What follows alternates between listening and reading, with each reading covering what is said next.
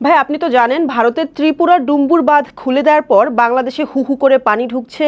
কুমিল্লা ফেনীতে বন্যার অবস্থা এখন ভয়াবহ। ভারতের এই কাণ্ড নিয়ে এখন অনেক সমালোচনা হচ্ছে। আপনার কি মনে হয় না ভারতের এই বিষয়টি নিয়ে জবাবদিহিতা দেওয়া উচিত, দায়বদ্ধতা থাকা উচিত? এই ব্যাপারটা আসলে ডিপ্লোমেসির ব্যাপার একটা। আর বিগত দিনগুলোতে আমাদের দেশে তো ডিপ্লোমেসি ছিল না। আমাদের দেশে, আমার কথা বলছি না, মন্ত্রীই বলতো স্বামী স্ত্রীর সম্পর্ক।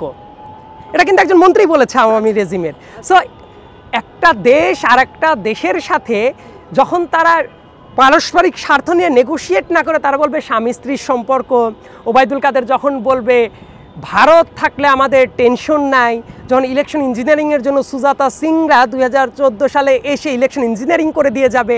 ইনফ্যাক্ট যারা পলিটিক্স নিয়ে খুব একটা আগ্রহ নেই তারা হয়তো বা জানে 2008 সালের ইলেকশনও প্রণব মুখার্জি কীভাবে শেখ হাসিনাকে হেল্প করেছিল, প্রণব মুখার্জির বইয়ের ভেতরেই সেই স্টেটমেন্ট আছে, দেখে নিতে পারেন। এবং যারা যারা আছে অডিয়েন্স তাদেরকে আমি বলবো, সো এইভাবে নগ্ন হস্তক্ষেপ যে দেশটা করে, আপনি বর্ডারে দেখবেন পাখির মতো গুলি করে মানুষ মারতো। এবং সেটা শুধু আপনি যে একটা পার্টিকুলার বাঁধের কথা বললেন, ব্যাপারটা কিন্তু এইটাই না।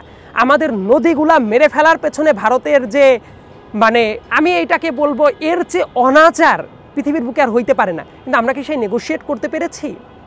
আপনি প্রত্যেকটা নদীর কথা বলেন, তিস্তার কথা বলেন, পদ্মার কথা বলেন, সিলেট জোনের যে নদীগুলো আছে তাদের দেশে বন্যা হয়েছে, তারা এখন খুলে দিচ্ছে। তো যখন সামার সিজন থাকে সেই টাইমেও তো বাঁধগুলো খুলে দেওয়ার কথা, তারা তখন খোলে না কেন? তাদের জন্য আমাদের লক্ষ লক্ষ হেক্টর জমির ফসল ক্ষতিগ্রস্ত হয়, খরার মুখে পড়ে।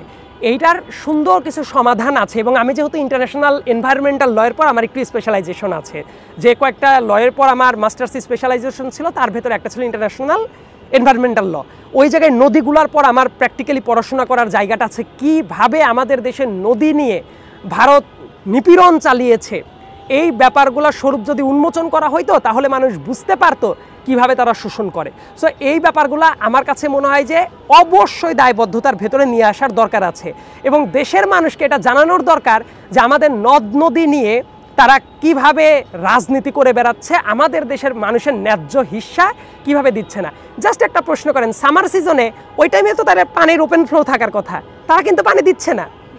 আবার বন্যার টাইমে ঠিক আছে তোমরা আটকাই রাখো, অন্য টাইমে যেভাবে আটকাই রাখো, বন্যার টাইমে তারা যখন ডুবছে এইবার তারা এত দিলদরিয়া হয়ে গেল যে তারা এইবার আমাদেরকে ভাসায় দিল। সো এইটা তো কোনো দেশের কূটনৈতিক কালচার হইতে পারে না।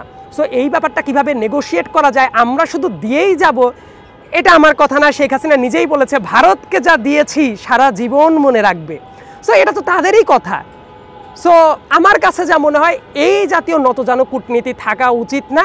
শেখ হাসিনা নিজেই যেহেতু বলতো ভারতকে যা দিয়েছি সারা জীবন মনে রাখবে, আমাদের দেশেরও সবচেয়ে বড় জঞ্জাল শেখ হাসিনা, তাকে আমরা ভারতকেই দিয়ে দিয়েছি।